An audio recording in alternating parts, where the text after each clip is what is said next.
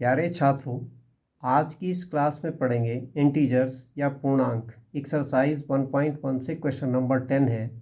पानी के एक तालाब में अंदर की ओर सीढ़ियां हैं।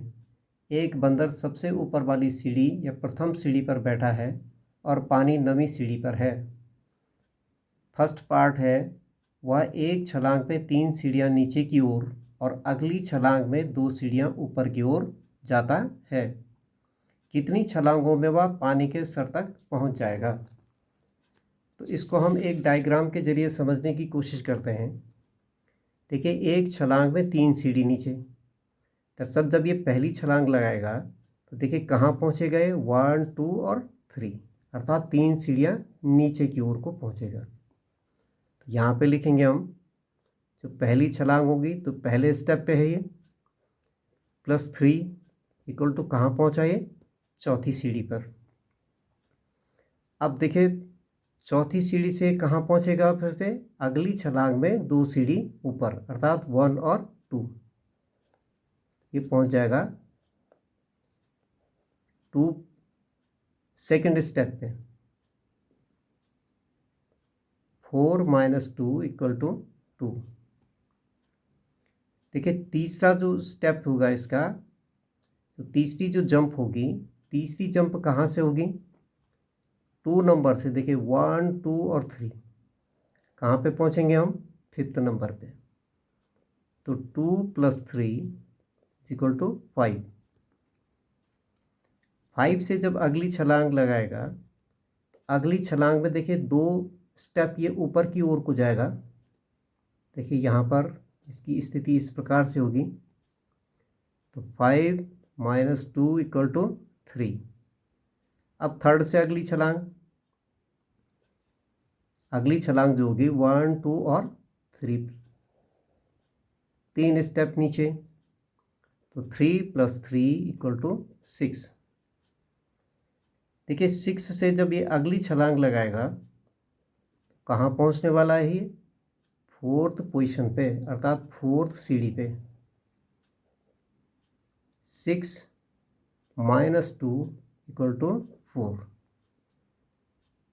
फिर 7th छलांग जो होगी, इसकी 7वीं छलांग जो होगी, ये चौथे नंबर के स्थान से अब कहाँ जाएगा ये 1, 2 और 3, इसकी पोजीशन अब होगी 7th प्लेस या 7th सीढ़ी।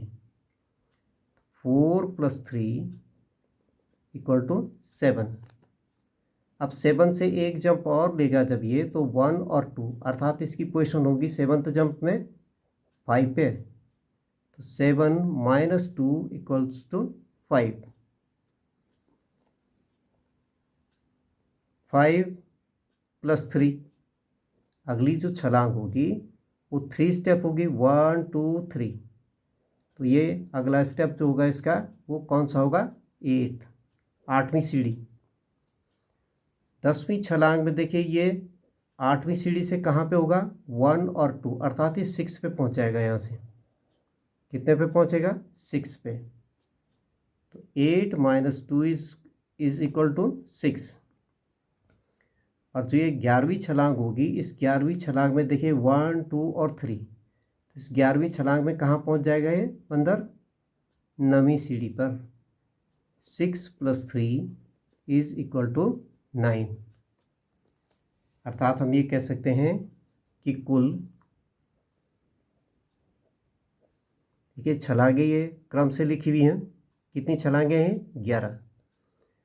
कुल 11 छलांगों में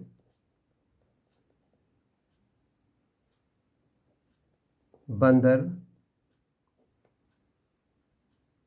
9वीं सीढ़ी पर पहुंचेगा या पानी के स्तर पर पहुंचेगा। देखिए पानी का स्तर 9वीं सीढ़ी पर है। ये तो था इसका फर्स्ट पार्ट। सेकंड पार्ट है यहाँ पर। देखिए सेकंड पार्ट को पहले मैं यहाँ पे पढ़ लेंगे कि सेकंड पार्ट है क्या।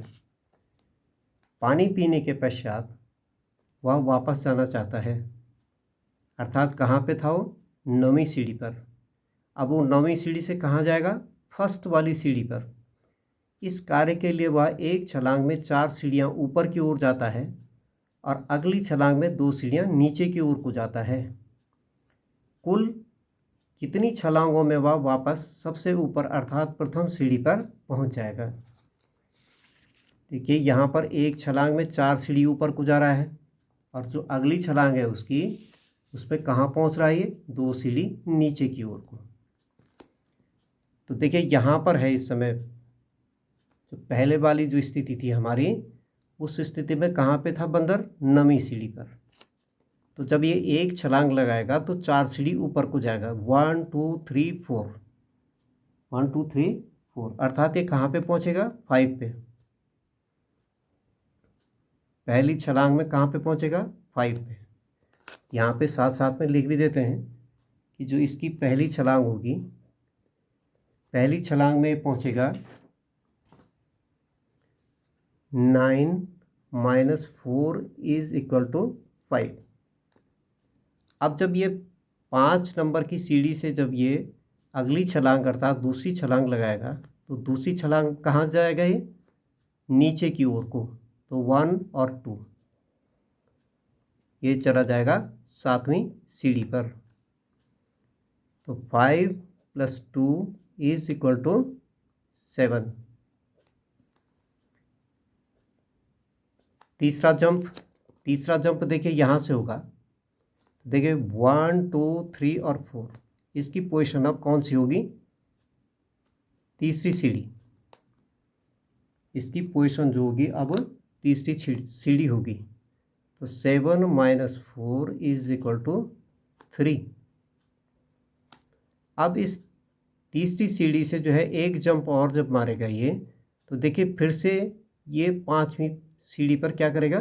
पहुंच जाएगा। तो फोर्थ जो जंप होगा इसका, ये फोर्थ जंप में 3 + 2 = 5। पांचवी छलांग देखिए, पांचवी छलांग कहाँ से होगी इसकी? यहाँ से होगी। तो ये ऊपर की ओर को जाएगा, 1 2 3 और 4 स्टेप। तो ये इसकी स्थिति होगी अब प्रथम सीढ़ी पर, अर्थात ये 9वीं सीढ़ी पर था। अब कौन सी सीढ़ी पर पहुंच रहा है ये? 5वीं छलांग में पहली सीढ़ी पर। तो 5 - 4 = 1। देखिए ये कुल मिला के कितनी छलांगें लगाई? ये दिख रही हैं 5 यहाँ पे ऐसे करके भी देख लीजिए इसको, 1 2 3 4 और 5। तो हम ये कह सकते हैं कि 5 छलांगों में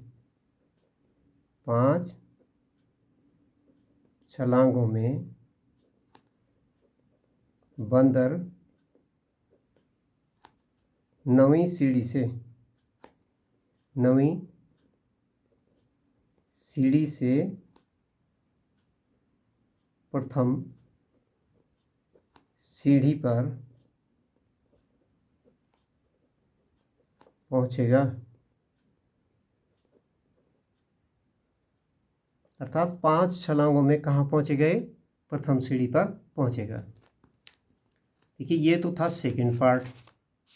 अब देखिए थर्ड पार्ट दे रखा है हमें। यदि नीचे की ओर पार की गई सीढ़ियों की संख्या को ऋणात्मक पूर्णांक से निरूपित किया जाता है और ऊपर की ओर पार की गई सीढ़ियों की संख्या को धनात्मक पूर्णांक से निरूपित किया जाता है, तो निम्नलिखित को पूरा करते हुए फर्स्ट और सेकंड में, अर्थात जो अभी डायग्राम बनाए हमने उसमें -3 + 2 और इसका जो आंसर होना चाहिए, कितनी बार -3 + 2 होगा कि ये हमारा आंसर कितना हो जाए? 8 हो जाए। तो इसको भी हम करके देखते हैं आगे। देखिए अब फर्स्ट डायग्राम पे आते हैं फिर से। ये कह रहा है कि जो एक जंप है इसका, अर्थात जो पार की गई सीढ़ियाँ हैं, नीचे की ओर पार की गई जो सीढ़ियाँ हैं ये ऋणात्मक हैं। तो पहले नीचे की ओर पार की गई सीढ़ियों को देख लेते हैं हम। देखिए नीचे की ओर फर्स्ट डायग्राम में 1 2 3 4 5 और 6 हैं। ये कितनी सीढ़ियाँ हैं? 6 सीढ़ियाँ हैं। ए पार्ट में जो हमें पूछा गया है वो पूछा गया है 6 इंटू -3 इज इक्वल टू -18। अब ये जो ऊपर की ओर को जो सीढ़ियाँ हैं इनको किससे प्रदर्शित किया जा रहा है? प्लस से। तो देखिए ये कितनी है? 1 2 3 4 और 5। तो हम यहाँ पे लिख लेंगे 5 इंटू 2 इज इक्वल टू 10। तो यहाँ पर -18 प्लस 10 इज इक्वल टू -8। तो हमें ये पूछा गया था कि प्रथम और तृतीय में उनकी गति को निरूपित कीजिए। तो हमने इसको क्या कर दिया है? नीचे की ओर को आने वाले जो स्टेप हैं उसके वो कितने होंगे? -18 होंगे। और जो ऊपर वाले स्टेप होंगे ये कितने हैं? +10 के। और दोनों को आपस में यदि हम जोड़ दें तो कितना हो जाएगा हमारा आंसर? -8 हो जाएगा। अर्थात -3 + 2 -3 + 2 इज इक्वल टू -8। अब बी पार्ट है इसका। देखिए बी पार्ट में क्या था? एक छलांग में जो है ये 4 सीढ़ी ऊपर को चढ़ रहा था। तो यहाँ पर क्या करना है हमें? बी पार्ट में देखिए ये है 1 2 और 3। ऊपर की ओर जो चढ़ी गई सीढ़ियाँ हैं 3 इंटू 4। अर्थात एक छलांग में कितना जा रहा है वो ऊपर की ओर को? 1 2 3 और 4। तो 3 इंटू 4 इक्वल टू 12। और तो ये नीचे की ओर को जो सीढ़ियाँ पार कर रहा है ये एक छलांग में, तो ये कितने की हैं? माइनस की हैं। तो कितनी सीढ़ियाँ हैं ये? 2। 2 into -2। 2 into -2 is equal to -4। तो देखिए आंसर में हमें दे रखा है +8। तो किस प्रकार से +8 प्राप्त होगा? ये 12 + -4 इज इक्वल टू +8। यही हमें प्रश्न में पूछ रखा है। अब यहाँ पर लास्ट जो है ये लास्ट पार्ट जो है इसका पूछ रखा है, इसी के साथ जोड़ रखा है। ए में योग 8 है, सॉरी -8 सीढ़ियाँ नीचे जाने को निरूपित करता है।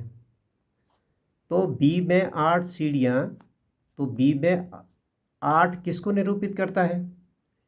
जब -8 नीचे की ओर को निरूपित कर रहा है तो जो +8 होगा ये ऊपर की ओर को क्या करेगा?